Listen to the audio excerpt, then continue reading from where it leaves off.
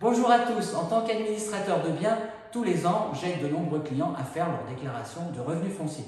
Et tous les ans, je constate que les lignes 229 et 230 posent problème. Pourtant, ces lignes ne vous veulent que du bien. Elles permettent de déduire les charges déductibles non récupérables auprès de vos locataires. Mais pas directement, le calcul se fait par soustraction entre la 229 et la 230. Et là est toute la difficulté. La ligne 229, provision pour charges de copropriété. Sur cette ligne, vous mettez toutes les charges de copropriété que vous avez payées au syndic en 2020, N-1, à l'exception toutefois des charges spéciales pour travaux non décidés. Vous n'oubliez pas aussi de rajouter la régularisation 2019, N-2, dans le cas où vos versements ont été insuffisants, régularisation en faveur du syndic. Plus vous en mettez en 229, mieux c'est pour vous. Ligne 230, régularisation des provisions pour charges déduites au titre de l'année 2019, N-2. Attention à ne pas en mettre trop dans cette ligne car elle en veut à votre argent.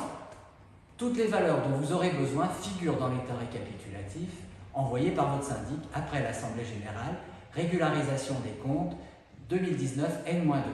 C'est logique car en mai 2021, lorsque vous faites votre déclaration ou allez la faire, vous n'avez pas encore la régule des charges 2020.